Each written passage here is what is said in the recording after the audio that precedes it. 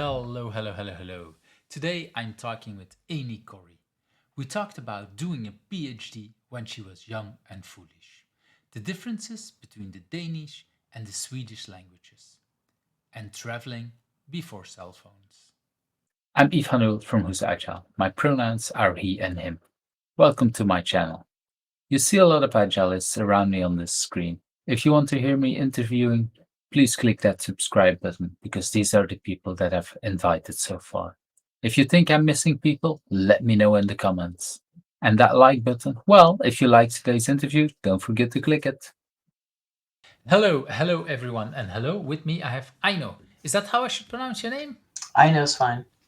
Thank you. That's I always like to ask it on camera because, well, with an international community, it is important. I find it really important, and it's not always clear depending on if we're having the same background, cultural background, and stuff like that.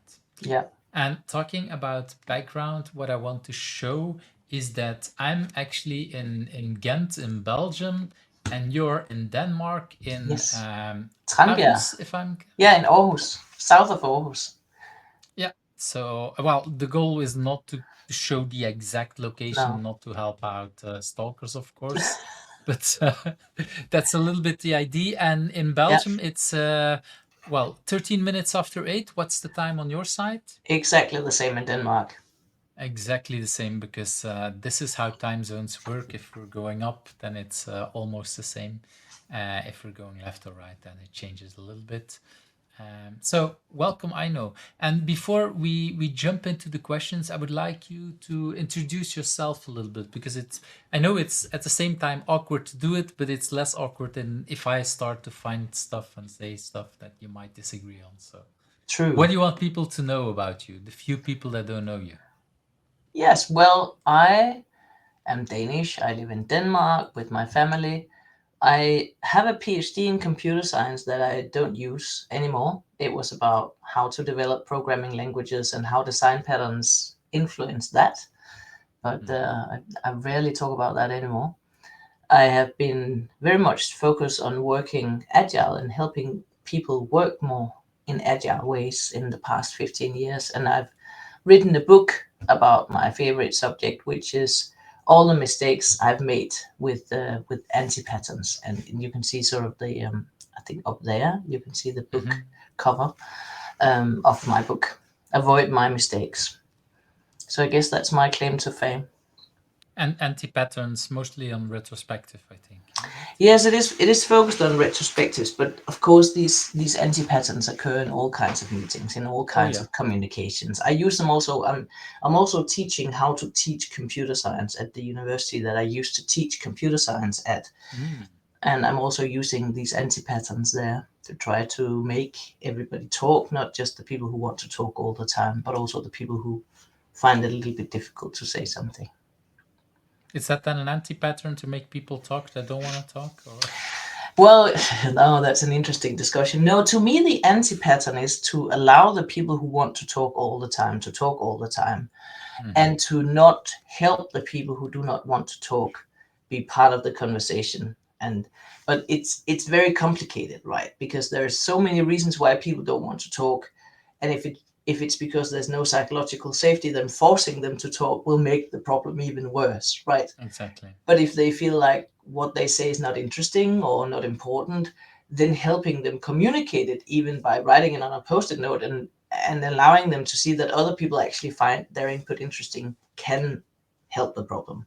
So it's not that simple, really, just to say it like that. As always Well, with people. yeah, and also I would also say the things that bring most value is typically not something that is easy, Yes, because the easy things, well, if it was easy, everybody would be doing it, and then it wouldn't bring that much value in a way. definitely. Yeah. So that's definitely a part of it. I will link the retrospective anti patterns book also in the show notes. So I'll do that. But thank you for introducing yourself. It's really interesting, because I somehow forgot that you did have a PhD about this. I think I knew it at some point, But yeah, we go back for already quite a while, I would say. But nobody So talks about that PhD anymore. But you said now I had a chance to introduce myself. I might as well. exactly. But that's yeah, that well, nobody like on the podcast we also had Linda Rising, who talks famously about achieving her PhD at age 50. Hmm. And when people at that time told her like, "You're why are you still getting a PhD because you're already that old?" And Hmm. now at age more than 80, she's like, "I've actually had a working life longer with a PhD than without a PhD." So Yes. okay, so that actually shows the whole yeah Yeah. the whole dynamic and things like that. So I do think yeah, getting a PhD is a lot of work, a lot of research, a lot of perseverance to get that because it's not an easy thing to do. So of course, well, I should do it. Give me a second. I did it when I was Um, young and foolish. I probably wouldn't have done it later. well, I wanted to give you at least some Thank you. appreciation for having it. That's the, I think this is another kind of diversity indeed, and people having PhDs or not. That's another kind of thing. It's important, and then we can bring it, even if because you said I'm not using it anymore. I'm pretty sure that how you got that and the thing you learned for getting a PhD itself might be something that is useful in the rest of the human That I life. think is true. I remember I once met somebody who said that the only thing that you can consistently know about people with a PhD is that they are able to read something really, really boring to the end. And I guess that's right. And that can be helpful from time to time. That perseverance. I think well, I think in any job there are things that are interesting and there are things that are less interesting. Hmm. Hmm. And people have the tendency to say like, oh, I only want the interesting part, Yeah, and thinking that if they have another job that there will be less and of hopefully there will be less interesting things, but that doesn't mean there will be no no interesting things. I think there will always be, and yeah. definitely I think for doing research there is a lot of boring Oh, work yeah. in there to do, a lot of Yeah, reading, a lot of, even if it's just rereading what you wrote for the 100th time to see if you, after you rewrote it, didn't I do another mistake, or is yeah, that I don't know, is that story still correct if you move some yeah, things around and everything like that. So yeah, yeah. there is definitely a lot there. Well, let's jump into that very first question. What is something that people usually don't know about you, but has influenced you in who you are? What people don't know about me is that when I was 19, I moved from Denmark to Stockholm after high school to work at a psychiatric hospital in the Wow. department for old people. I didn't know what I wanted to study, so I I needed to work a little bit with something very different, and that was really really hard, both And mentally. wait, just for my understanding, you were 19, so you just finished high school or something, but you didn't go into university or any studies at that time. No. And so how were you able to enter a hospital to do work there in a different country even there? How do you get the job like that?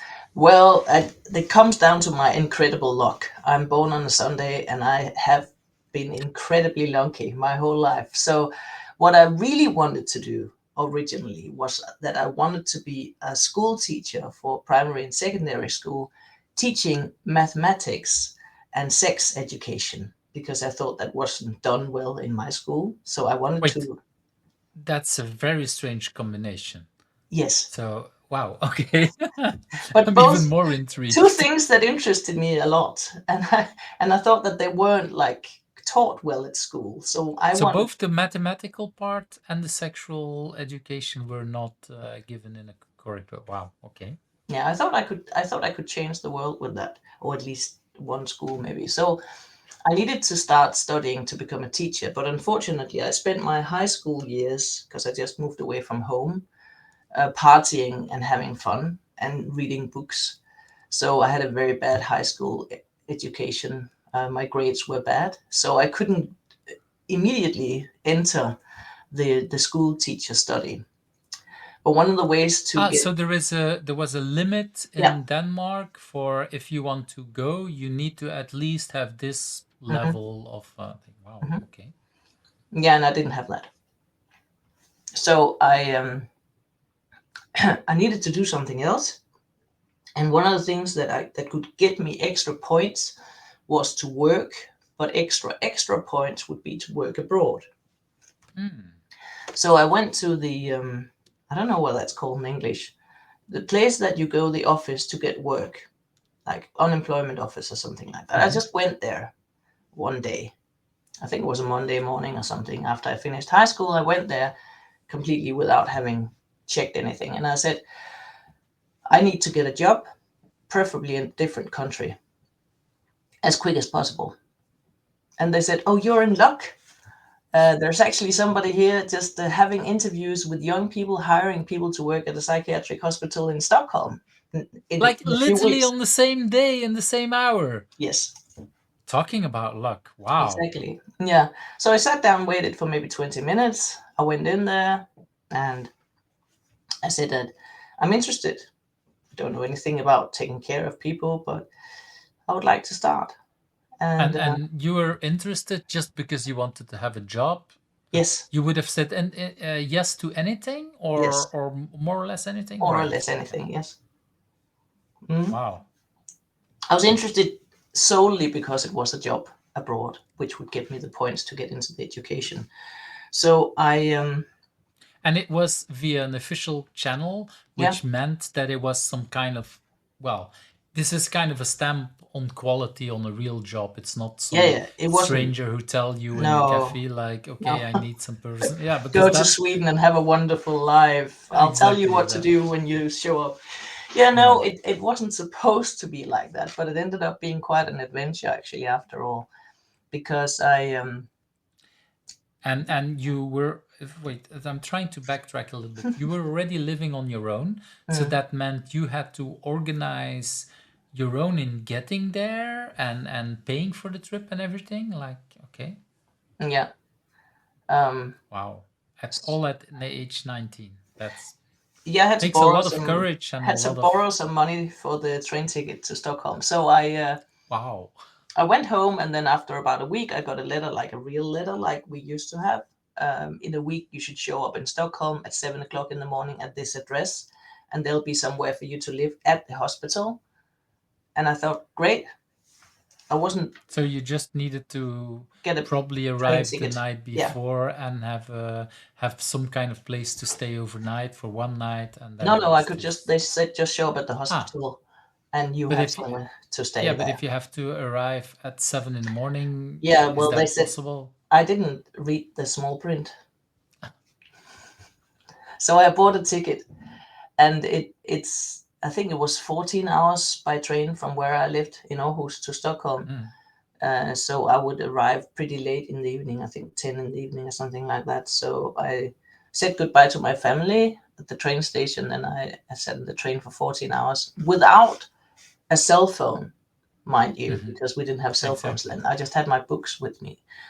And then I I ended in Stockholm, and some people might think that Danish and Swedish people can just talk to each other without any problems, but that mostly goes for people in southern Sweden and eastern Denmark. If you come from western Denmark and you're going to Stockholm, which is north of Sweden, it is more difficult to communicate.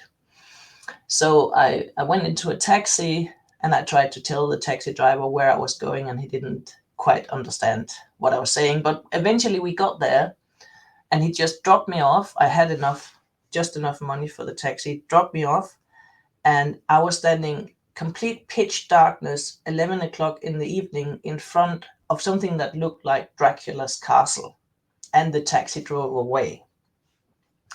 And I thought, And that hmm, was the right location or not?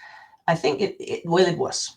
I was a bit worried, but it was the right Mm. location, and I knew that I had to go to work for about 7.5 hours later.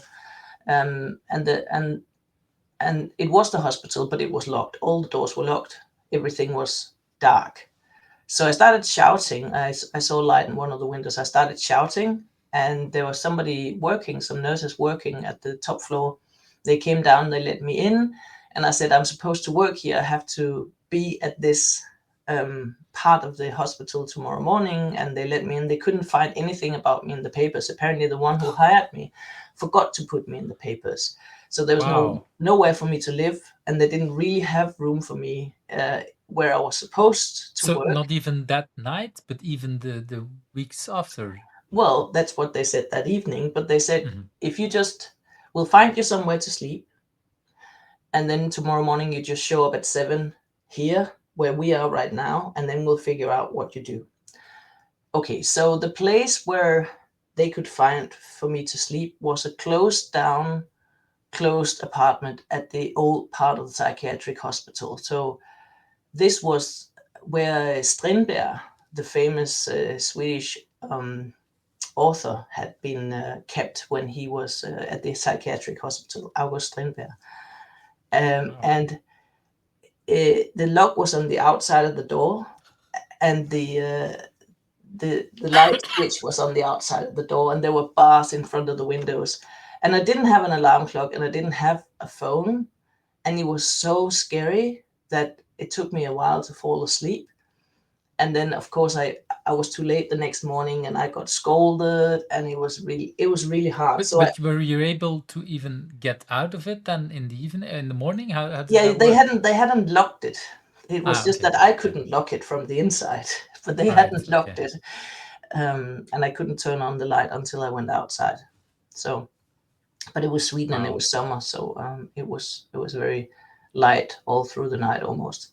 Anyway, so I had some really tough days there. I also never had worked with psychiatric patients. I'd never washed another person or changed the diaper of an 80-year-old man before, so it's a very interesting learning.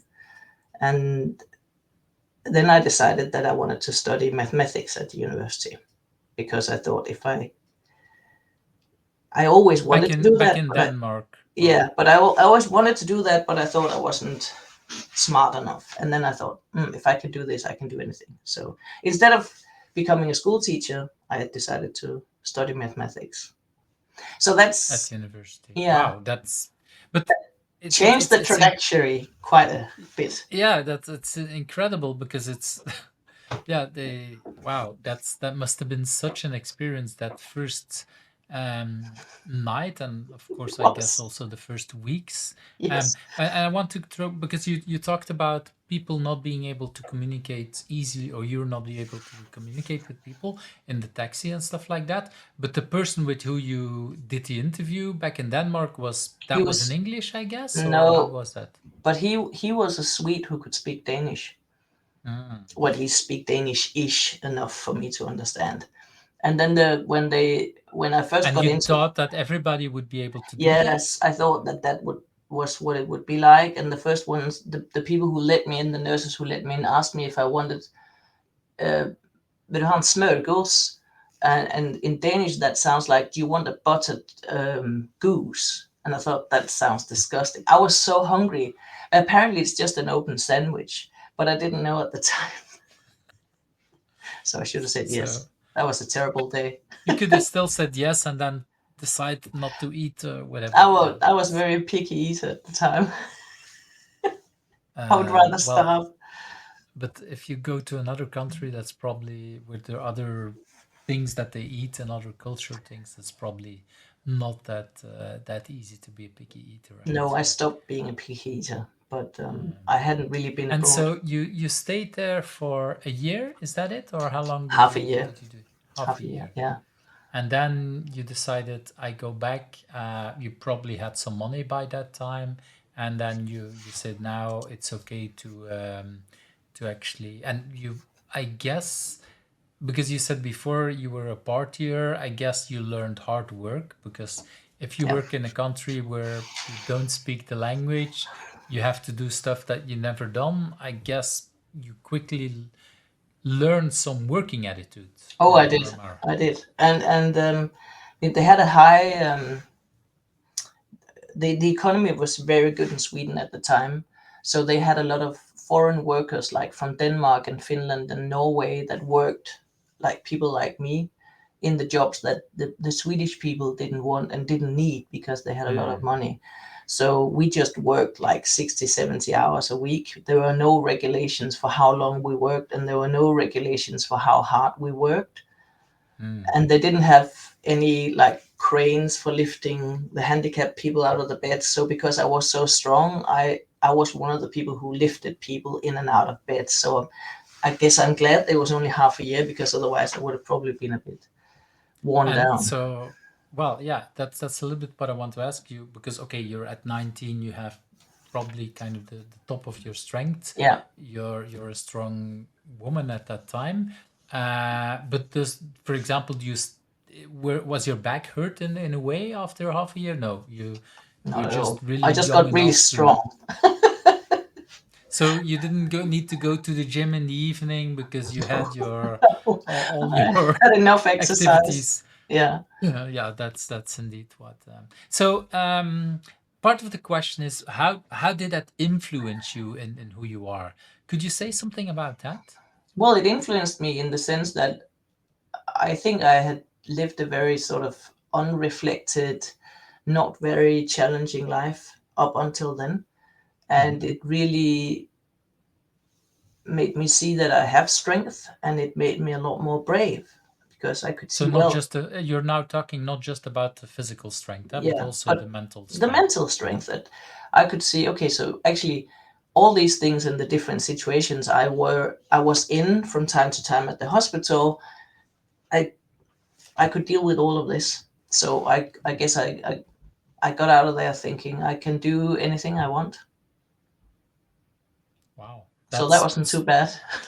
if you do that, if you have that, you can have that attitude before you're 20, like or around 20, it's incredible because I think I know people age 40 or 50 that still don't have that ID. So if you can do that at that age, that's definitely is a big influence on things. And are there moments in your life, if you want to share, that you think back and that you say, "Oh, I'm actually able to do this because of that, or that experience taught me this or that"? Definitely. For instance, when I applied for the PhD, I mainly did it because I was working with my best friend at university and we wanted to continue to work after the master's. And also because I wanted to continue to work with design patterns. So when I applied for the PhD, there were some people who said that I couldn't do it and I probably couldn't finish it and stuff like that. I already had a child at the time. Wow. And through my part of my, I mean, when I was doing the PhD, I got a divorce as well and found another man. I got pregnant again. So it was really a bit of a roller coaster PhD. Wow, Uh, that's so I think that at some points there when I was thinking, oh, this is too much, I can't do it, I thought, well, you could do that at that time. You can do this as well. Mm. And did the fact that people around you said you can't do it give that you extra power to prove them wrong? Mm-hmm. That's definitely something that if I look back at things where people have said you can't do that, or you're not strong enough, or you're not smart enough, that has definitely been, it hasn't stopped me, it provoked me. And did that happen also when you wanted to move to when you wanted to move to Stockholm? Were there people around you that said like That's crazy. it's crazy, don't Yes. do that, you Yeah. can't do that? Yeah. And yeah, wow. It's yeah, if you have that power at 19, heads off to you. I was That's lucky. I am lucky. You're lucky, but at the same time, you're not afraid of stepping into the things that can teach you something. But because, like you said, if you were a party animal, it could have been very easy to say, well, I'm just bad luck, but I like this life, YOLO, hello, Mm. blah, blah, Yeah. blah, Yeah. and let's Yeah. keep doing it. And then Yeah. 30 years later, being regretting that you partied so much. And now it looks like you had the fun at a really good moment, and still it didn't keep you from achieving stuff. Yeah. So so that's really powerful. Wow, thank you very for sharing. That's definitely something not people know. Most people don't know about me. Definitely. I didn't know. So, yeah, thanks for sharing. Let's move to that Yeah. second question. If you had not been doing what you've been doing now, do you have any idea what could have become of you? You kind of said already a few things you wanted to do. Um, I think a teacher. I think no matter what, I would always be a teacher in one way or the other.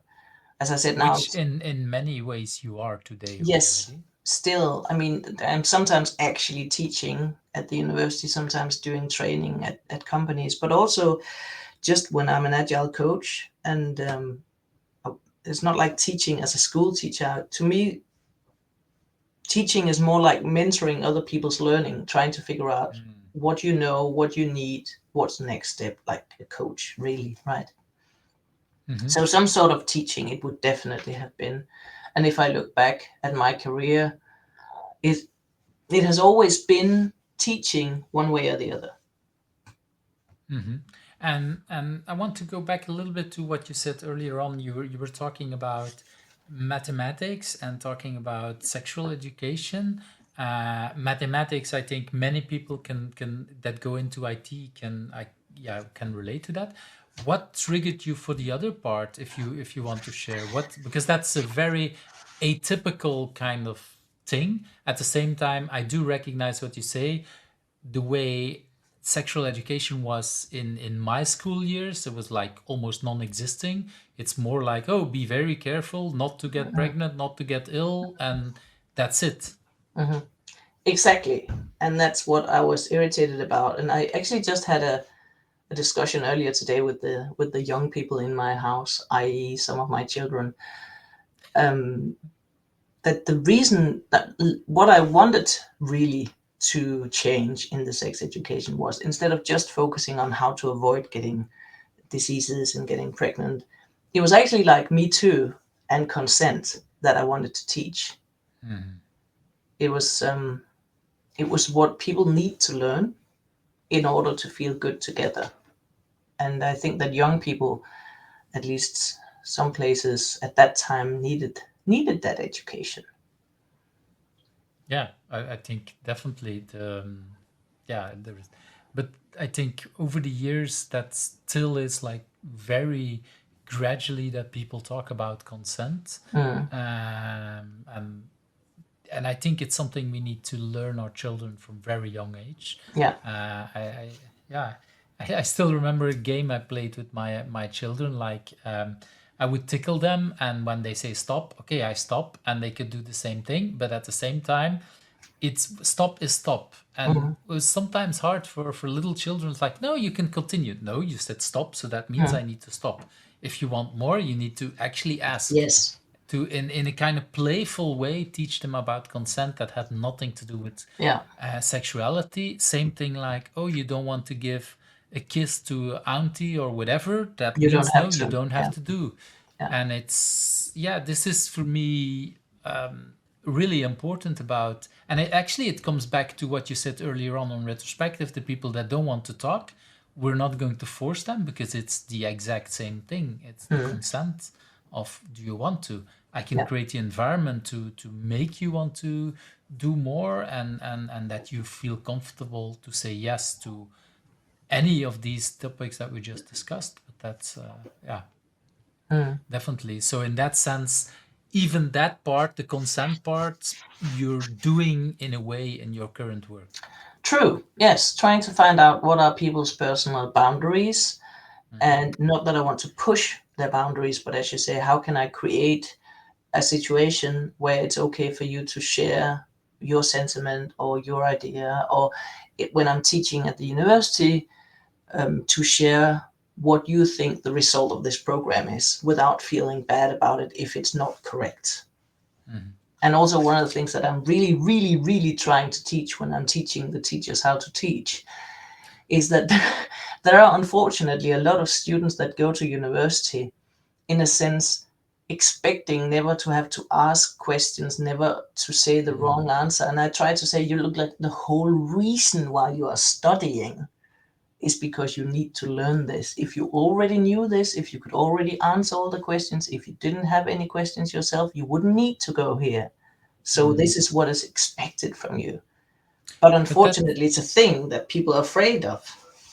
well, and I would say the smarter they are, the harder it is. I've read just a Hmm. couple of months back a book about yeah, people who are really extremely smart. I can't come up with the right word, um, but yeah, that they have really a hard time because they keep, while growing up very young, they keep hearing you're smart, you're Yeah, smart, you're yeah, smart. yeah, They're yeah. never hearing, oh, you worked hard, Mm. because they never had to work hard. The Yes. typical very smart people, and then they come at the level that they study something with people who are Mm. at the same level or maybe smarter than Above. them, Yeah, and then they have to, yeah, yeah. start working, start making mistakes, and they haven't taught it. And schools is really, it's a bad environment for It is. teaching, because It it is, sometimes it, unfortunately.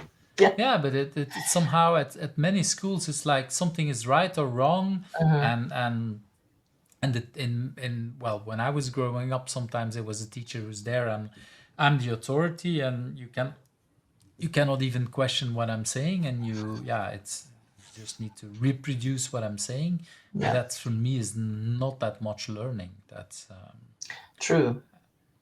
and at Yeah. university we want to have a different kind of thing. So in a way you moved on, and still you kind of used some of that stuff. And Definitely. so then you were going to university, mathematics. Hmm. Was there at that moment an idea what you would do with that when you started that? I first I just wanted to prove to myself that I was clever enough, and second, I quickly got the idea that I wanted to be a high school teacher in mathematics. But So then you already yeah, went up a level, let's put it like yes, that. yes, but also back to teaching. But then I had Mm. to take a different topic as well. I at the time, I don't know whether it's still like that, but at the time at high school in Denmark, you needed to be able to teach two topics. And I could choose between physics, chemistry, economy, and computer science. And I thought that economy sounded really boring, and physics and chemistry I sort of lost interest in high school. And then it left computer science, which I didn't know what was. I'd never had a computer, I didn't have a computer. And I just chose it because it looked like I could get most mathematics. So I started, Because there was some links, or yeah, it felt like there were, well, especially at the beginning. like algorithms and Uh, data structures, time complexity, semantics, and stuff like that.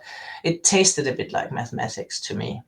Well, and I studied computer science also at university in Ghent the last year before it swapped and became independent from Yeah, mathematics. So it used to be a part of the mathematics yeah, curriculum. I don't know how to department. say it. Department, that's the word I was looking for. And so the year after that I stopped, they actually split it into two different kind of departments, so that so yeah, for many people at, well, 20-30 years ago, it really was very related, because it was in the same department. So yeah, it looked very much It was the same yeah, for me.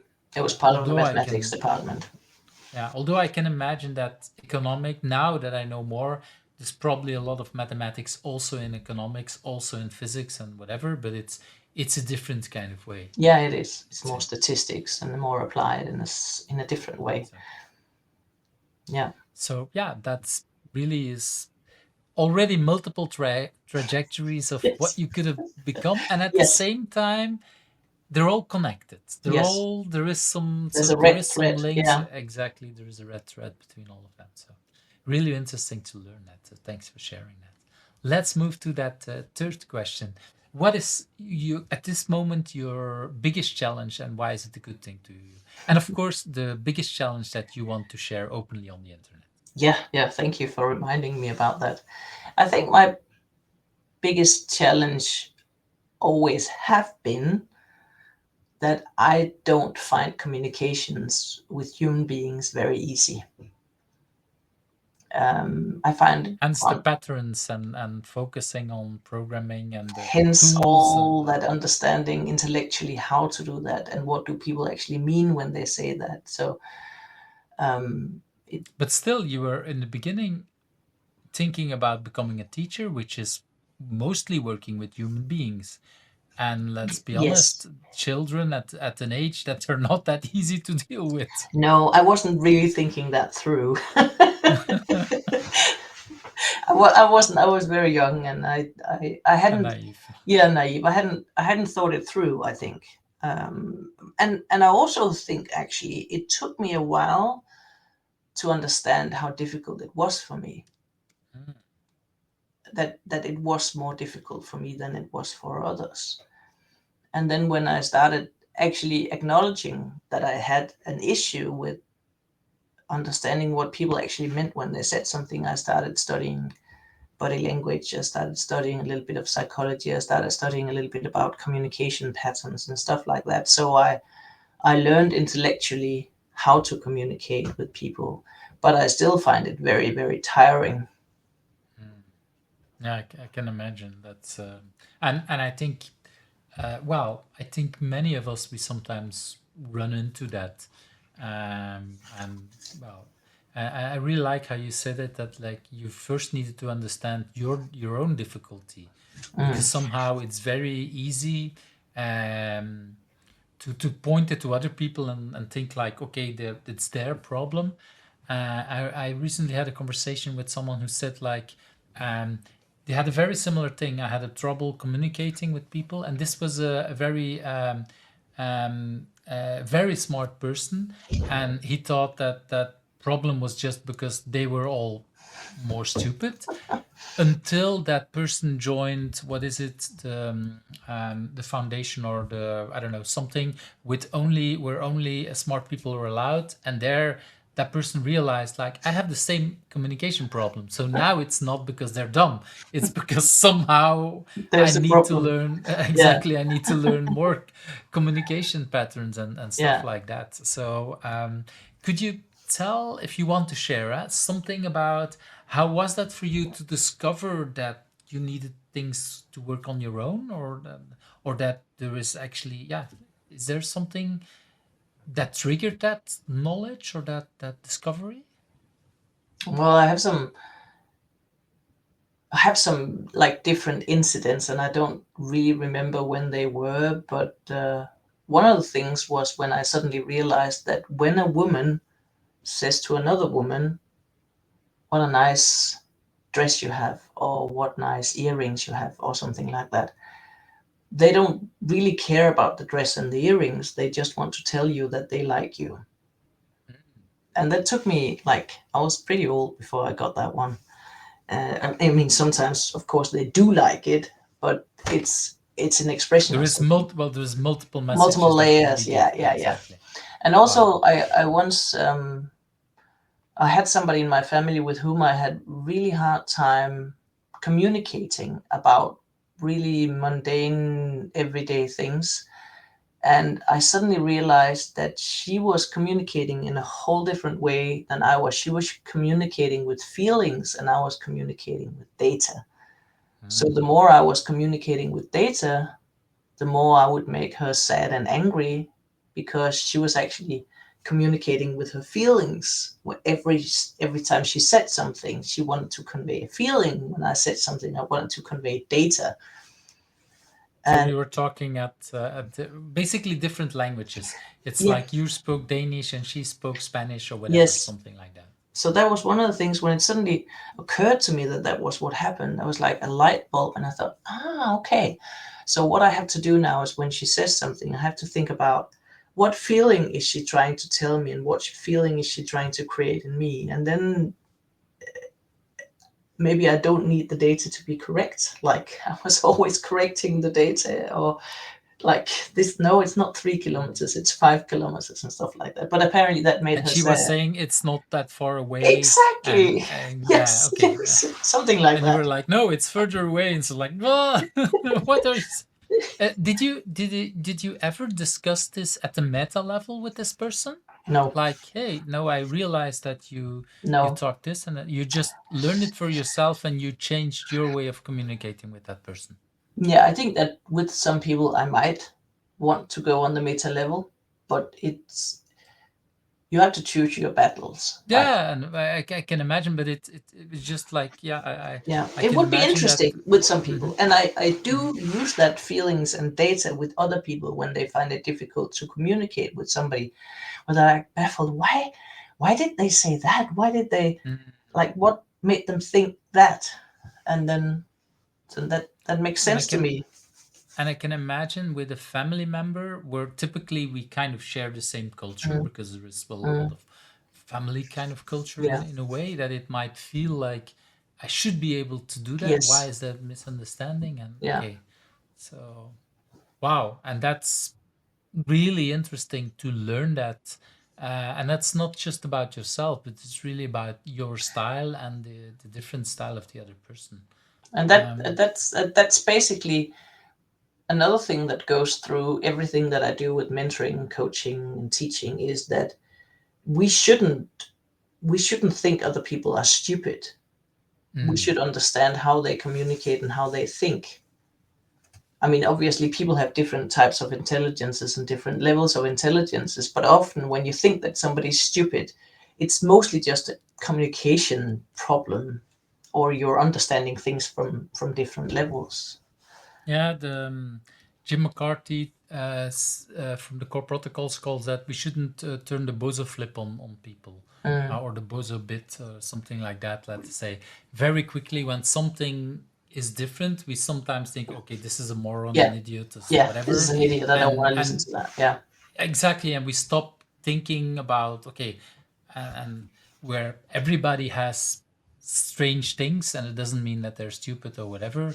yeah. It's just like we need to find the right way to find that communication skills. But that's really interesting And I think it's to also think about interesting, that. like especially for teaching. Like there's some teachers Mm. who think that the teaching is not working because the students are stupid, and there are Right. some teachers who think that the teaching is not working because they are stupid. But what they're not realizing is that it is the relation between the student and the learning that needs to be fixed. Mm. Right? Yeah, and and this is why some people, if they are having a fixed way of teaching something, are not the right person for some other people Yes, who have a fixed way definitely, of learning. And it's definitely. really about, yeah. I do remember a conversation with one of my children when they were young. Like, um, this child didn't understand a certain thing that was explained at school, so I was trying to re-explain it in a different way.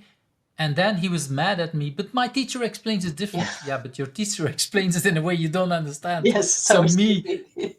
using the same method will Yeah. not help you. I mean, But that's because uh, the teachers are such authorities, right? That they exactly. Yeah, that was exactly that. It was like at that level, he, how would I say it, regarded the teacher's authority higher than us. Mhm. I think right now the way he looks at teachers has changed a little bit.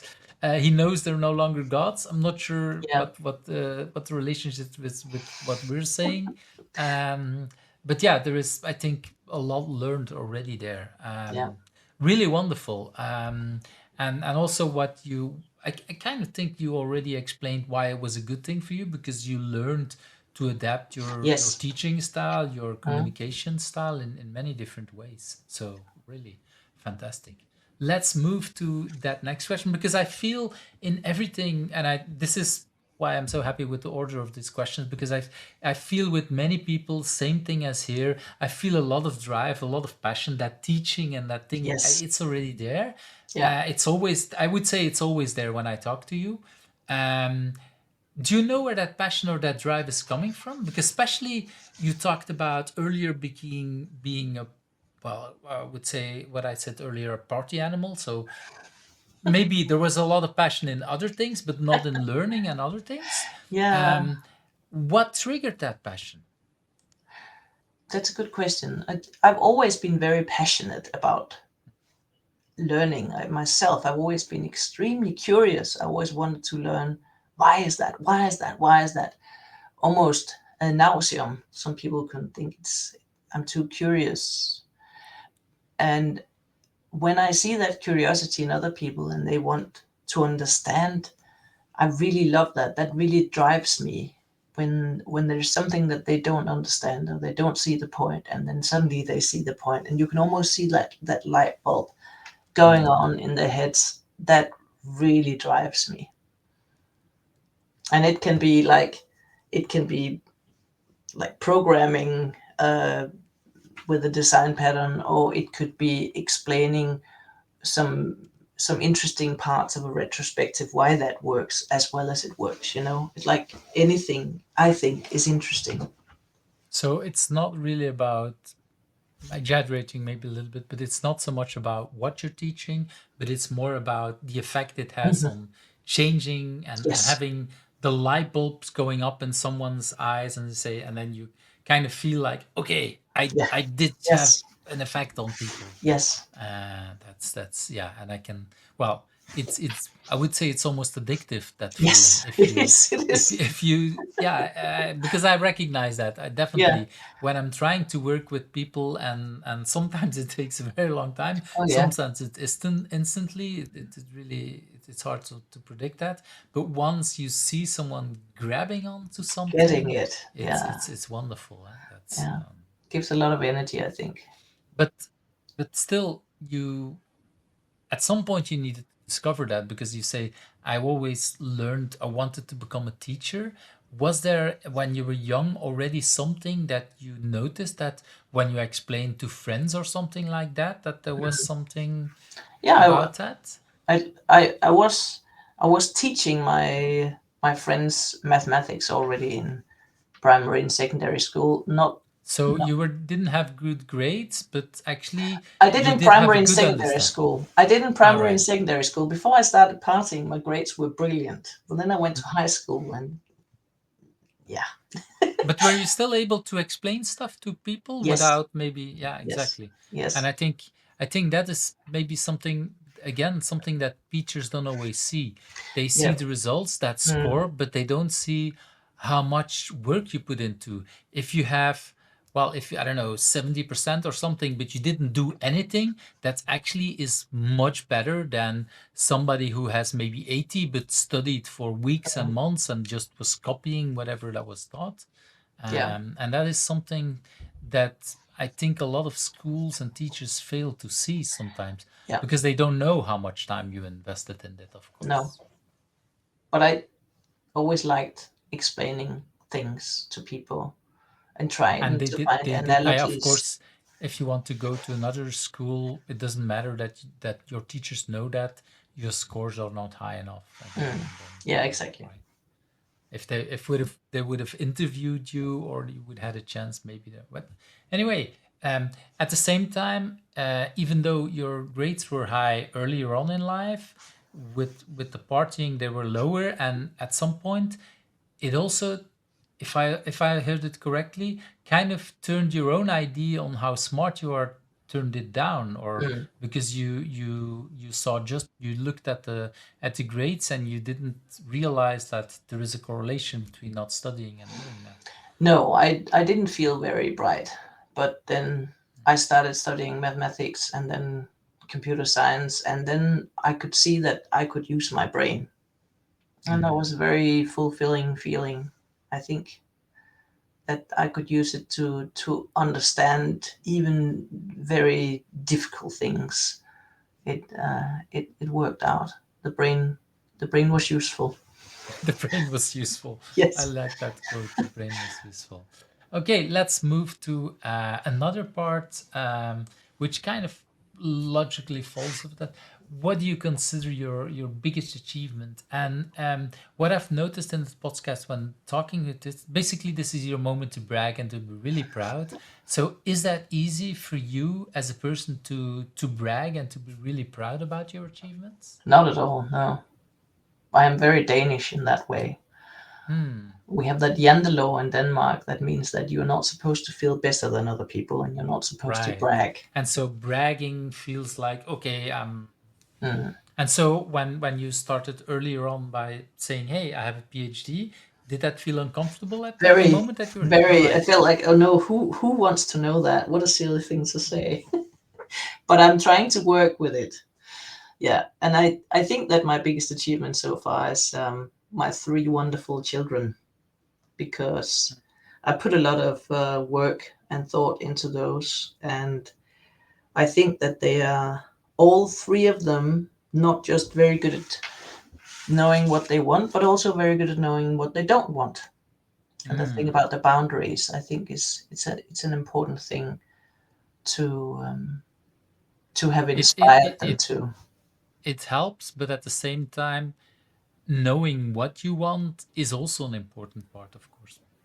Then Definitely. again, at a very young age, I sometimes make the joke that I still don't know what I want to do when I grow up. So yeah, Yeah. and I'm much older than your But children. my kids are like 20, 22, and 29 now, so Okay, they're they're sort of finished from my end. I don't think I can make any more damage or help them.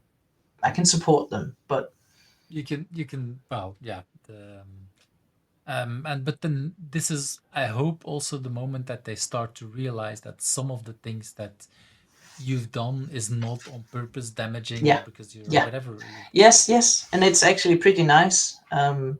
That they, as you say, but that's probably also because you see it in your old children. They now notice that some of the things that they might have found tedious or irritating. Why do we have to do this? Why do we have to?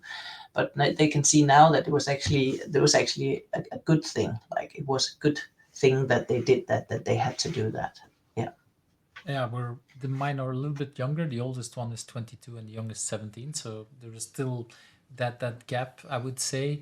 But yeah, there is a difference already now between this and let's say when they were 10 or 12. There's Yeah. definitely that Yeah. a different kind of thing. And um, but it's interesting that at the same time you say, okay, they're my biggest achievement, and then at the same time you talk about I cannot damage them anymore. So there is like, it feels like the two opposites of it. Yeah. So I'm Well, not that's a sure. very Danish way of saying it again. I Mm. Yeah. I can't. I don't think I can influence them as much as I have before. Yeah. Or you have less the feeling you can influence them as you had the feeling Yeah. before. Because I think, well, of course, as parents, we always want to be that biggest influence.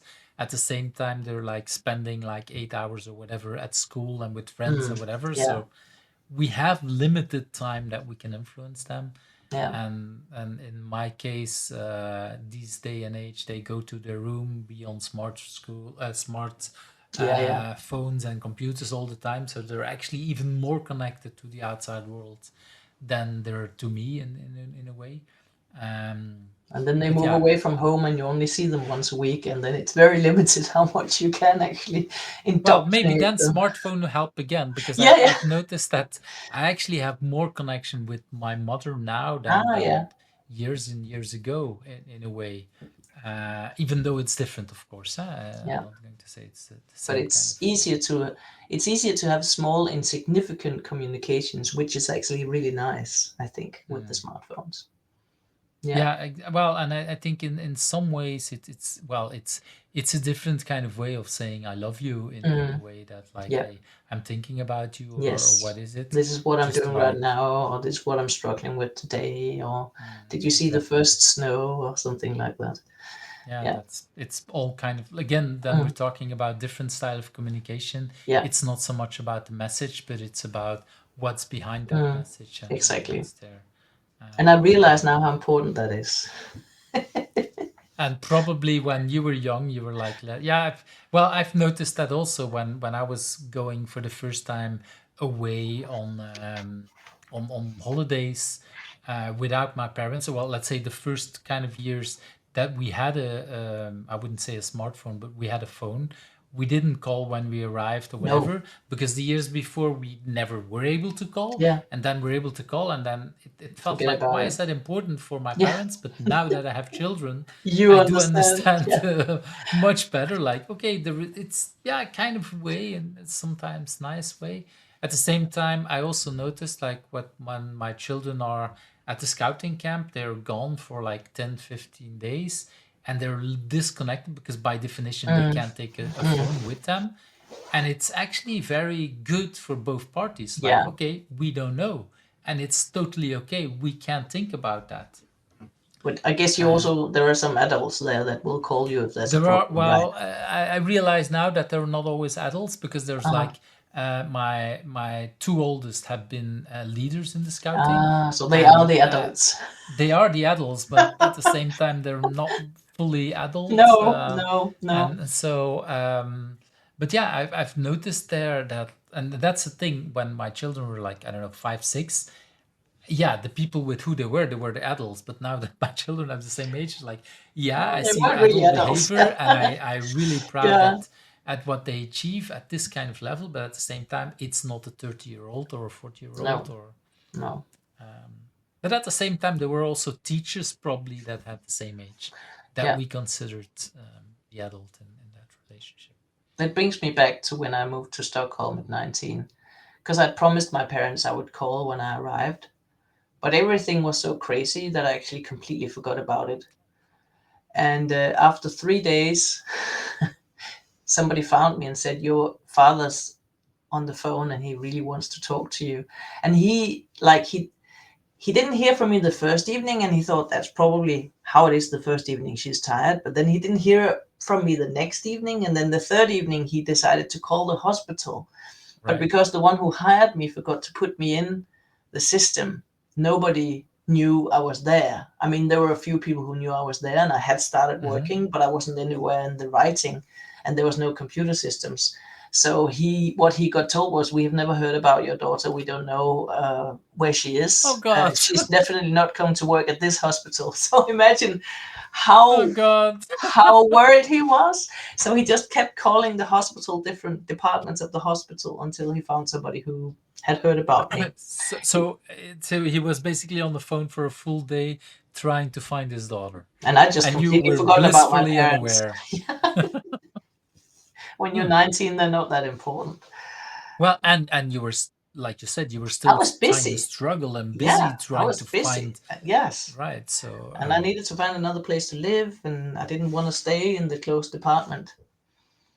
right, because that's the but that is but that yeah that actually shows, this is why I love so much these kind of conversations, because it we see again how a lot of these Mm, things are intertwined yeah, in many different kind of ways, and the yeah. things that annoyed us about our parents we do now do ourselves, because like, and now we Yes. finally understand why they do I it. understand why there was a worried. I didn't understand then. I was like, "Oh, I'm sorry, I forgot to call, but I was okay."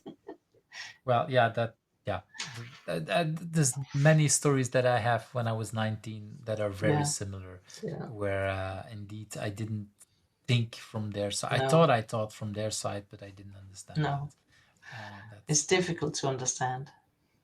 the only thing I hope is that I now, with the experience I had as a child, I kind of have more understanding for my children. And I do try to do well, make it up in a way with my parents. But Hmm. at the same time, I always, yeah, I also are moments that there is less conversations and less things, because of like, I have my primary family is my own family. It's no Hmm. longer my family of No, origin. it's your core So family. that's Yeah, exactly, so that's has a different priority now, which is also something that is another part of letting go, of course. it is. We're not at the level that my children will have their own children, not yet, but still, that won't be that many years ago away from it. Okay, You, let's move you to never that know. next question. Yes, Um, do you have a personal agility tip to share? yes. I was thinking about that. Um, and first I thought, when you have to have a party, always make a Kanban board. But I thought that's Hmm. not really an agility tip. But I think that what really helps me is to take the inspect and adapt from agile thinking and use that in my own personal world, so that Hmm. I have my own company. I've had that since, I don't know, I think it's 13 years, something like that. Um, so I don't have any colleagues as such. I mean, I do work with clients, but I don't have any colleagues. So I Or you leave your colleagues all the time when you leave yeah, your I leave my clients? colleagues Yeah. all the time, and it's not the same. I have colleagues Mm. for half a year or a year, something like that. But having a retrospective about my work life every year really inspecting what has made me happy, what have I learned from, what gave me money, what made me sad, what made me frustrated, to really look at all the different things that I'm doing over the year and then thinking And about wait a how can bit, I change this. when you do this, so you do that once a year. Do you do it on your own? Do you have somebody who's facilitating, asking you the question? How does that work for you? Sometimes I do it on my own. I just have a lot of post-it notes and I put them up on the board. I look at Mhm. my calendar. I look at the things that I've done. Where have I been traveling? What companies have I worked on? What have I taught? What have I spoken about? What books have I read? What have I written? And what? And then I look at what is it that gives me energy, and can I get more of that next year? Mm-hmm. So, for instance, this year, one of the things that I did was that I took a Lego Serious Play training, Mm-hmm. and then I facilitated a Lego Serious Play workshop, my first one in December a few weeks ago, and that was so wonderful to see how building things with Lego can really make people talk about things that they hadn't maybe talked about before, think about things, Right. think in ways that they hadn't thought about before. So maybe just to explain a little bit for people that don't know it. So the way I've done it in the past, I've never done the official training, but I've did a couple of workshops with people who were trained. And the first time I really remember, oh, you have to put something together with Lego and to kind of in a mechanical way create something. And then afterwards you get a couple of questions. Could you explain? And I was so amazed about the story Mhm. I'm telling about something Yes. I just created like Yes. 5 minutes ago, Yeah. not knowing what to do, Yeah. but somehow my hands made something, Yes. and then my brain click, click, click, and I tell a whole story. And I was like, wow. And I think that's a little bit what you're talking about, right? Exactly. I mean, we can only go so far with the post-it notes and the posters, and sometimes people can draw things, but the drawing is difficult because some people are very good at drawing and some people haven't been drawing since they And I were have 5. really bad Yeah. eye-hand coordination. I've Yeah. followed a couple of trainings, actually 4 or 5, on training facilitation with drawings, and I'm really bad at that. And every time I follow a training, they say after this training you will be better. Everybody No, can draw.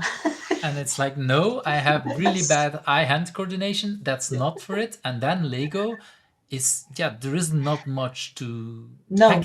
technology about And it. one of the like we always start that the when we do the Lego Serious Play, we always start with making people build something and build and talking about metaphors for what they're building, making people understand that it shouldn't be beautiful, it shouldn't look exactly like you think it should look. And that's a different thing from drawing as well, because when you draw, you sometimes have a picture in your head of what it Hmm. should look like. But with Lego, most people don't. And then there's the interesting thing about when I'm working with Lego in Denmark, most people have played with Lego from small children. And then if you sometimes work with people who grew up somewhere else, some of them have never worked with Lego. So that's also interesting. And then you might think that that gives the Danish people a huge advantage, but that's the beauty of the Lego series play, that it doesn't give you any advantage. That, as you say, the hands are just building the Lego systems Hmm. without you really putting a lot of thought in it. And that's the beauty. You're building something, and then you can suddenly tell a whole story about this, and that gives you a bit of a distance. It's easier to tell the story like you have a skeleton in a chain, and you can say, "Oh, that's our legacy code," and that might be easier to do that with a little bit of fun and a skeleton in a chain than saying we have a lot of legacy code and I don't know what to do about it. So Hmm. it Plus, just gives a freedom. the Lego is by definition less fine grained because Yes. it's Yes. larger, and so Yeah. it's never perfect. Mm. No matter how good your drawing or Lego skills are, it always look well. Some people can Some people create, can. Yeah, the yeah, Lego masters can build things that are crazy, like, exactly, but but not very in few of the us can time. do that. Yeah, Well, not first in the time that's you're allowed. Yeah. and exactly not in the time that you have in Mm. the workshop. So that's yeah. Um, So okay, we moved again in all kind of directions, but Yes, it's but I really like it. There's one thing I want to go back a little bit when you when asked the question about retrospectives and doing it. You also said that sometimes you do it alone, but with that I also hear that sometimes you hire someone else or you ask a friend or whatever to ask a guide you. Could friend. you say Yeah. some how does that work for you, Well, or this how do you this start doing that? it it's because I started talking about it.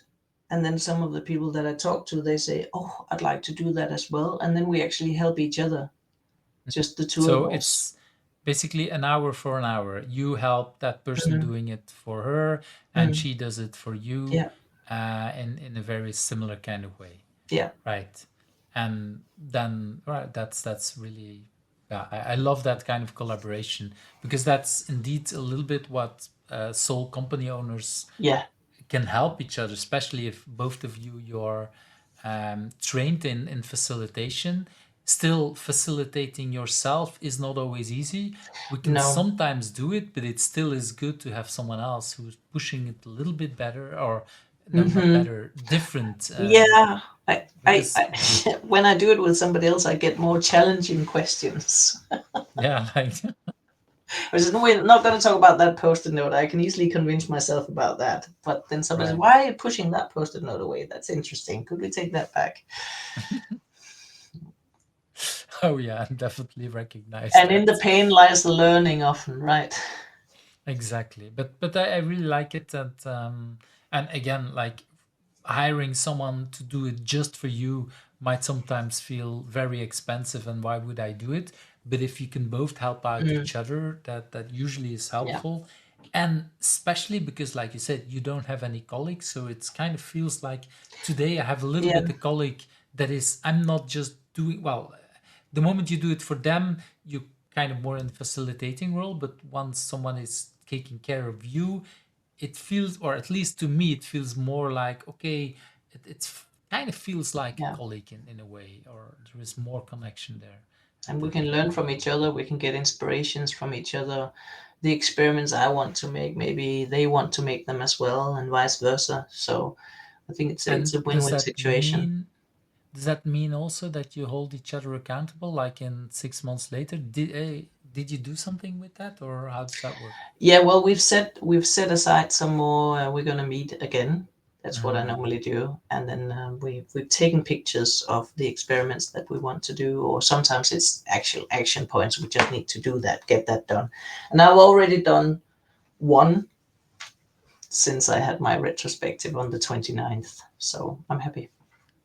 really good. Thanks for sharing it. It's really, I think, yeah. I've been since a couple of years. I've been doing what I would call kind of. I don't call it like that, but it's basically a retrospective that I do with my partner every week, on typically on a Friday or on a Saturday, that we look back at the last week. Mm. I should never call it retrospective, because then for her it's like keep your work out Yes, of our yes. relationship, We should be and it careful was about the it words. exactly, but at the same time, that's sometimes what we nowadays do Yeah, with clients as well. I'm not always talking about yeah. agile and Call whatever, it something else. but basically it's taking the time to think and Hmm. reflect back on the Exactly. last It's week inspect or and whatever period. adapt. Exactly, and I find it so much, yeah, wonderful. And yeah, we usually do it on our own, but yes, we also had in various um, moments in our life, we did have a coach or a therapist that would help us to go through difficult parts of it, and Yeah. that's very similar to what you just explained.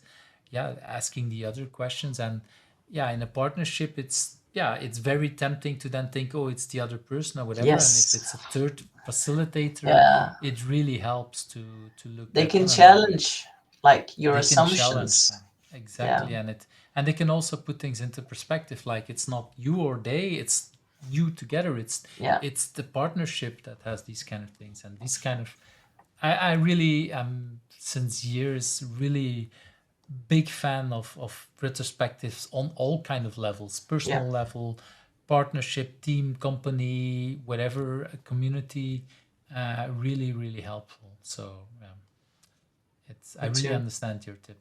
Let's move to that next one about remote work. What have you learned about remote work? Ah, I've learned a lot more than I wanted to learn about remote work. Oh, okay. Sounds Um, like avoid it at all costs or something like that. well, one thing that I want to say is that I've learned how much I really appreciate being with people in real life and how much easier that is in many ways. That being said, uh, But for example, we're doing this conversation remotely. We're not real life together. mm, At the same time, for me, I really feel very connected at this very moment. yeah, So, okay, I can't hug you, I can't, but still, um, I still feel that connection. definitely. But we are also just two. I Mhm. think that when Oh, you yeah. have a one-on-one connection with somebody remotely, you can you can really focus on their body language. You can really sort of see where when they're smiling, when they're opening their eyes, when they're closing them, when they're nodding, tilting, and stuff Mhm. like that. But if you have like a meeting or a session with maybe 8 or 20 people, even, Mhm. it's very difficult to get the vibe about how we're doing right now with the Well, teaching or with in the many cases, I communication. cannot even see everybody on the screen, Mm, uh, let alone depending yeah, if their camera is on. exactly, exactly. Sometimes you just see their initials, and then it's really difficult to read the body language out of their initials, right? But it's a So in re- a way, you're saying, I'm sorry to kind of grab this part, but in a way, you're saying that remote connections one on one is much easier than in groups oh yes, for you. yes, much easier, much easier, and much more pleasant.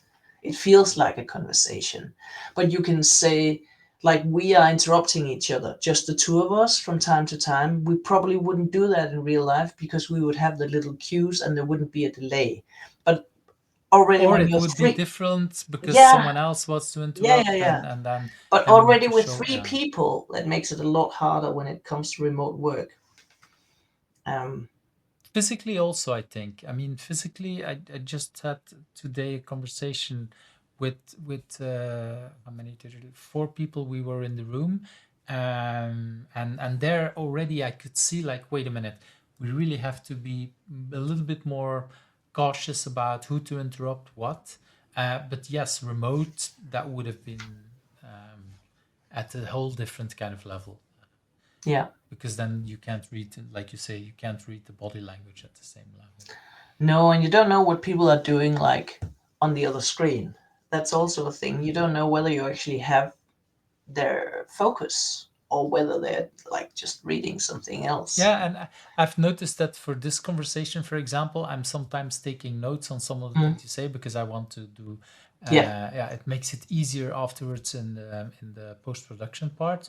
But I've noticed that for some people that I have here, that it kind of confuses them. It's like, wait, are you still in the Mm, conversation? And so that I definitely I'm happy that I have a camera that is how should I say it, that's in a teleprompter so that I can look mm. at you and at the camera at the same time. Yes, That really yes. makes a big difference. It really does. Uh, Yeah, it does. I also try to look at the camera instead of you from time to time. I hope it's working. it well, it feels really connected, and I don't feel that. Well, I don't feel the difference between these two, I would say. But I So it also really think there's a feels. difference. Like I'm also taking notes on this paper, and I Mhm. think it's better if I take notes on the paper than if I was sort of writing on my computer. Mm.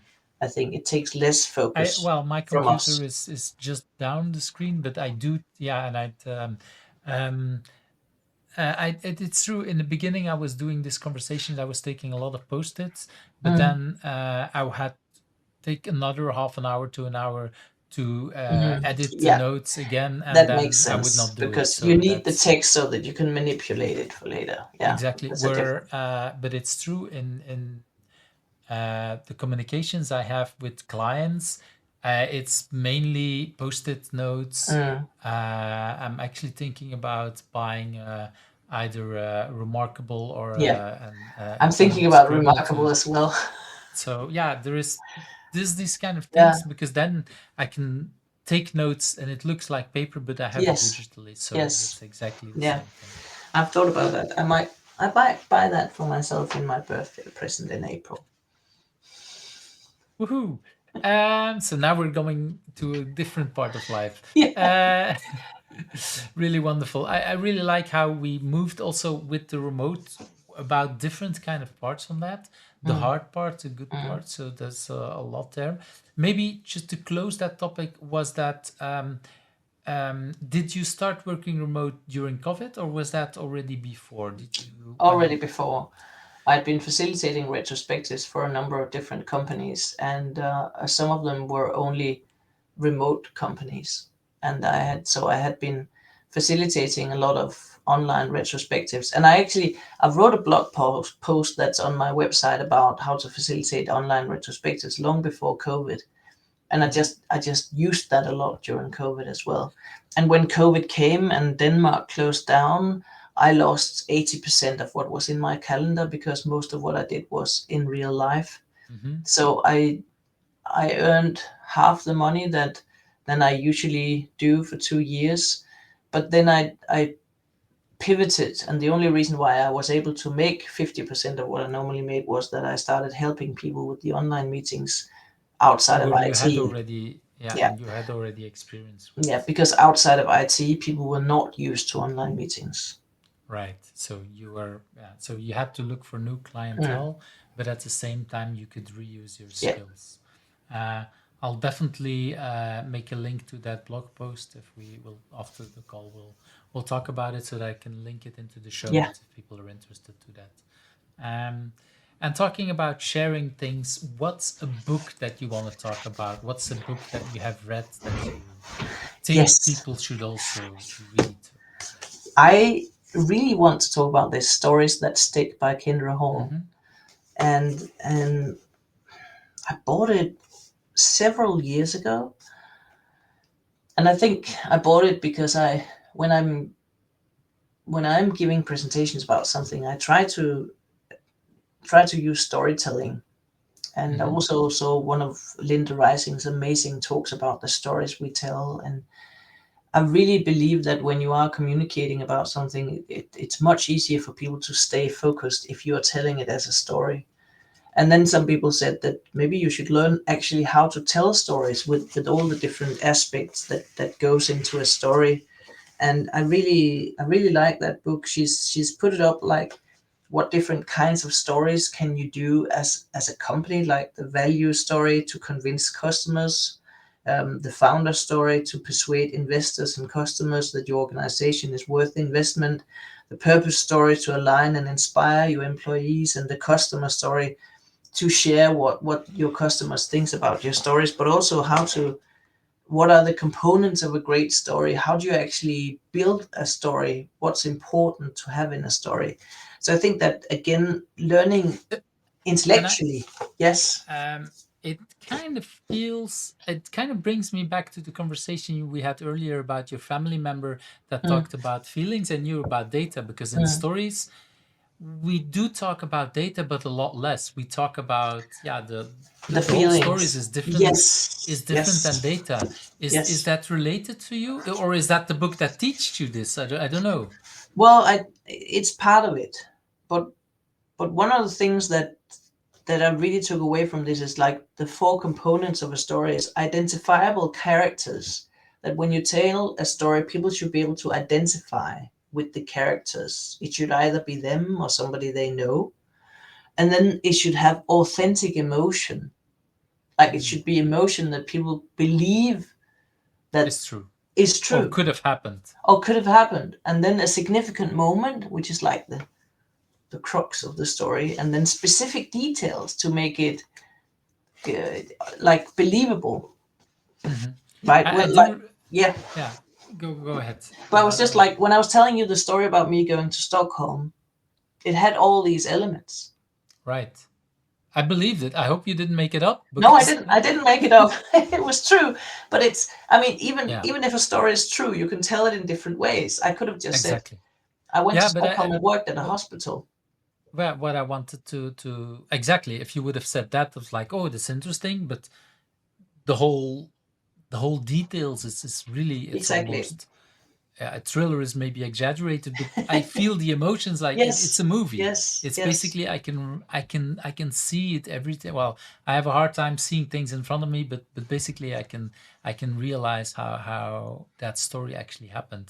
I do remember giving presentations with I gave presentations with the three of my children, and I remember one of the presentations we were preparing, and one of the children said like, yeah, but that's not really how it happened. Well, it's like, yeah, it did happen, but it's true that I added a little bit elements of other things that Mm. happened, Yeah. because I can only tell one story, but I Yes. can add a little bit of Yeah. details, Yeah. and Yeah. Yeah. and sometimes I don't want to give the full story because then it will be very Yeah. identifiable for Yeah. which client, Yeah. for Yeah. example, Yeah. and I want to make it less, well, especially if it's about the client. I don't want people to know which client it is, so I will mix up a few clients and a few details.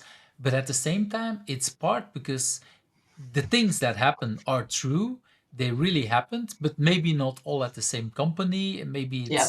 it's I wouldn't say romanticized, but it's changed a little bit to make it stick, basically. Yes. Exactly. You're creating a um real story, but also for all the reasons that you say, it shouldn't be too identifiable, but also sometimes to drill through a point, you can take a little bit of this and it. And I definitely do that when I tell the stories on stage about organizations or something like that. I take bits and pieces from different organizations, never just one organization. But the story about Stockholm was actually completely true. it's not No, multiple it's not hospitals, multiple multiple. trips to hospitals. No, it's just It's that one. but yeah, it's a really nice example of, sorry, of a story that this stick. Yeah. For me, and probably for the people who listen to that part of the podcast, it will be how partially I remember you. Well, I do remember a lot of other things, but of course, I will not forget about the 19-year-old you that went to some of these things, and that is, I think, indeed. And so you definitely triggered me to read that book, because I really love storytelling. Mhm. Somehow I've learned some of these tricks, Yes. but what you just mentioned, the multiple kind of stories, definitely, I think it's very valuable for a lot of us to learn. Like, okay, what could be other kind of ways to convince, and because there's kind of, how they call it, typical kind of stereotypes to Yeah. tell a certain story. Like, well, a thriller is one What do way you to want to tell a achieve story. with the story, and Exactly. who do you want to talk to? And I think also that what you're talking about now is a bit like, I had been teaching for 16 years at industry and university when I suddenly started to read some research about teaching and learning. And I had a theory of practice, like you have also with telling stories. We know what works and what doesn't work, but I find it very interesting to figure out, why does this work? Why does Mm, this not work? Right. right. So I like to Exactly. like hear about the theory of storytelling to support myself. So that's why it works when I do this, but not when I do this. Right. Right, because otherwise, well, and if you want to change a story, it really helps to, like, okay, maybe if I Yeah. add this element, it will stick even better, Yeah. and this is why I don't know, maybe students score really bad on that, Yeah. although they remember the story, but somehow they Yeah. miss something that I Let me actually am something. going to Yeah. ask them. Yeah. So really, really interesting. So thank you for sharing that, and definitely, well, many of the books that I hear here are always like, okay, that should be on my list, but this one, especially everything around storytelling, Mm. I have a big interest in that. So thank you for sharing it. You're Let's welcome. move to, for me, one of the most interesting questions with especially with people like you. We go in all kind of directions. So and then I'm interested to know, what is a thing that I should also ask you, and what's the answer? Is there something that I didn't ask you that you think is, yeah, that I should ask you, basically? Yeah. Well, I think maybe you should ask me what makes you laugh. Hmm. That's really, indeed, that's not part of the questions I'm asking. So, what does make you laugh? What makes me laugh is things that surprise my brain. Hmm. So Also the negative parts, or just the positive surprises, or I can also laugh at the negative things, hmm. and in the sense that, like, there's this. Richard Feynman, the the famous physicist. He described something that he called the kick of the discovery. And again, this is an example of me understanding something that I had a sense about before, because I always thought that when I talk to people and they start a sentence, then a tree is built in my brain. Like they can go this way or this way or this way or this way. Hmm. And then when they put another word on it, then I know it's not this way. And then they put another word on it, I know it's not that way. So we only have these three possibilities for this sentence for where it can go. Right. And if people surprise that And then it tree goes to a structure sixth and then it person. goes to a different place, that makes me laugh. And I always said, like, it tickles my brain. That's what I said. That if people are able to say something that completely, like, I have to rebuild the tree, that tickles my brain almost physically, and that makes me laugh. And then after I talked about that, I somebody said, Richard Feynman calls this the kick of the discovery. And then I read into what he had been doing about that, and then I said, oh, it's the same, but it's just much better to have a Nobel Prize winner to say it instead of me Or saying, you should have been first and you could have had a Nobel Prize, but okay. no, that's not why he got Um, it. But no, um, no, but but that kick of the but discovery makes me laugh. I reckon, especially I like the way you say it about tickling because it's exactly the same thing. We can't tickle ourselves because we know it's coming, Hmm. and when it's something in a story or whatever that surprises you, that gives that unpredictable laugh, just like in a tickle. Yeah, That exactly. is, I really like how you pronounce that. That natural laugh That's that you can't help. exactly. And then yeah, I can definitely see that the negative parts can make us laugh as well. How could I be thinking in that direction? Exactly. Yeah, Even if I don't like it, I'm still like, okay, it's still funny. um, it's still funny. Mm. Depending on how painful it is, but Oh yeah, still yeah. we can laugh in tears, and yeah, we can see yeah, some it helps also in the negative part, I would say, to just laugh at ourselves. So When things go really wrong for me, or I'm very clumsy, or something happens that I don't want, I always say to myself, "This will make a very good story yes. later." Yeah, That's a way of making myself feel good about it. well, what is it? What's the sentence? The stories are really the experiences of the things we did badly, or the Mm. I can't come up with the right phrase, but there is something like that Yeah, indeed, that our experiences are really how we failed in the past. It's like, yeah, exactly. that's like Yeah. that's these kind of things. I recognize that. So thank you for that answer, because it was something that I can definitely see in you, because, well, being around you at conferences is definitely funny. It's nice conversations, but it's not too serious in a way. And at the same time, it's, yeah, I think it's, yeah, I'm happy that we have, because I think it's the first time that question came up here, and I really like that. So Good. that's in a way tickling for me as well. So that's a nice thing. And then I want to go to that really last question, like, who do you think I should ask next? And I think you had a couple of people you wanted to bring Yes, up. I did. Um, One of the persons that I wanted to call out was Therese Hensen. And if Sh I'm correct, this is her. Yes, and she's not sort of well known on the speaking circuit, but she Hmm. is one of the best cheerleaders I ever met. Whenever I'm with her, she always makes me feel like I'm a superstar. I can do everything I want. She's so good at finding the good things in other people and cheering them up. But Wow. she's not standing in the limelight herself. Hmm. She's supporting people.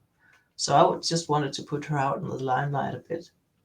And is that, when you say she's not in the limelight, is that because she wants to avoid it, or because just that's how she, because she's so much supporting others that, Yeah, she's so much supporting others, but she's doing all sorts of things sort of without being on the stage. I remember she started a new blogging sphere in Denmark, where people could write blogs, and she invited all sorts of people to write blogs in her blogosphere, and that was really great. And she's been making escape room games with her husband, which are really great. But again, it's not like her face on everything. It's just her in the background making other people work better together, feel good, and be happy. And Mm. I think that's amazing. Right. And so the way you explain it, it kind of feels like the way I think about musicians, like you typically have the singer and maybe the solo guitarist who are Mm, grabbing all the attention, and then nobody knows the drummer or even yes, recognizes the yes, bassist or yes, whatever, but yes, they're still there and they're really important because yes. without that backing band or that I can't the rhythm section, you don't have that musical group and you don't have the group and everything. But well, they have the advantage of both being good and famous and being on stage, having the experience, but then after the show they can just walk around Yeah, in the crowd and nobody recognizes them. exactly. Yes, That's that exactly. sounds a little She bit is. Yeah, she's the drummer and the bass player. wow. That's for me. That's a really compliment because I think that's somehow a misunderstood part of musical groups and everything. Like, okay, we definitely need these kind of people, and they typically don't go in the front line or maybe just for a small part of the No, show. But without them, there wouldn't be a limelight for other people. and she's of course So also a great agile consultant, and like she was one of the first really working seriously with SoMe. So I mean, mm. what she does on herself is also impressive, but again, behind the scenes. Right. So definitely looking forward to talk to her. And then you had two more people, if I'm Yes, correct. I couldn't. It was really difficult to keep it to three. You have, I can imagine. yeah, Xin Yao, who, despite the name, is I actually think this also is her. Danish. That is her. I met her at a conference this year in Vienna. Um, I didn't even know her before, even though so she's working as a consultant in Denmark. She's working with software architecture, and she gave a talk at an agile conference about agile and software architecture, and I think there was She's sociocracy and yeah, she's very into domain-driven design and things like yeah, that, if I remember right. like yes, exactly. That talk just blew me away. She she just took it to a different level, thinking about all these things together and seeing connections where other people didn't see connections. That blew my mind. And And she's in the speaker circuit, but she should be everywhere. and especially I would say, well, you because you already you talked about your PhD in first coming from pattern language and things like that. There is probably things that you recognize from where she's right now in her Exactly, life in a way. So that's definitely. you're not the first to promote her here. We Ah, have Matthias Farras who asked who said the same thing. okay, But while we're speaking, and just look it up. And although she's in the list, I haven't sent out an email yet to connect her. So I definitely should fix that. And so very thank you for interesting bringing it thoughts. up. Yeah, So that's the second person. And who is the third person that you that talked is about? Jenny Martin. And that should be her. A little That bit is harder to exactly her. recognize here, but Yes, at the and same time, very recognizable. yes, and she's just a wonderfully bubbly person. Like she's just nice to be around. She's like she just lifts your mood. But that being said, she was the one who opened my eyes to this Lego Series Play. I've been Mm. to one or two of her workshops of Lego Series Play at conferences, and I have been longing to do that ever since I went to her workshops and saw what she was able to do with the building of Lego. And it just inspired me. And even though it took me 10 years to actually get my things together to do the training, that she really inspired me to do that, and I think it's changed my life, and it will change my life if my retrospective experiments are implemented, I'll be spending a lot more time on Lego Serious Play in 2025. That's really nice to hear. Yeah, I've noticed indeed that I've been connected with her since 2018, and that she was indeed a certified facilitator on Lego Serious Play. I think it was because I was planning to go to a session probably by her that for multiple reasons got cancelled from my side. Mm.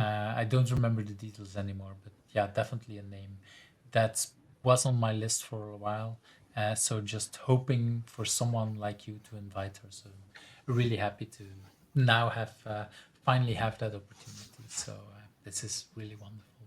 So I know we talked for almost 2 hours. Well, a little bit. Well, I said to you in the pre-talk before 90 minutes. I think Yeah, with pre-talk we think probably talked about 10 minutes. So it's probably around a little bit more than 90 minutes. I yeah. will see when I finish the recording. But it was a wonderful conversation. I had really good time, really laugh, and I learned a lot about you, which tells a lot because I already knew quite Yes. well. We know each other for a We while, know each other for a while. so this is why I like these kind of conversations, and it does well to talk to answer your question in the beginning before we talk. This is the kind of conversations that really give me a lot of energy to keep talking like close to 10 o'clock in the evening. Yeah. Still time to go back to your children to watch a Yes. movie Yes. because that was what was your plan for tonight. Exactly. Um, for the people that want to connect with you, what is a good way to that they can reach out to you? LinkedIn is actually the best way to LinkedIn to And that connect to should me. be the correct Yes. LinkedIn. Exactly. And I will add it, of course, like always, in the show notes as Yeah. well. Um, really wonderful having that time. So I'm really grateful that you took that evening with me, and so thank you very much. I'm grateful to be invited. Thank you. I'm really happy that we finally found the time Yes. because it's Me like, too. well, yeah, for the people that don't know it, this is kind of things that it's you were probably one of the first, I don't know, 20 or 30 people that I invited, but then things, Things happened. both we have a Yeah. very different schedule, and then Yeah. we need to find the time. And but here we are at the 2nd of January, and we have finally done it. So I'm really happy with that. So thank you very much, and I do hope that in 2025 we do have the time to meet each other at the conference, online or offline, preferable offline, of course. Yes. Definitely. So Me too. I'll see you. Bye, see you. Bye everybody. bye. Thank you for watching Who's Agile, where the stories of agilists come to life. I hope you liked today's interview. Subscribe if you're not subscribed and want to get to know other agilists.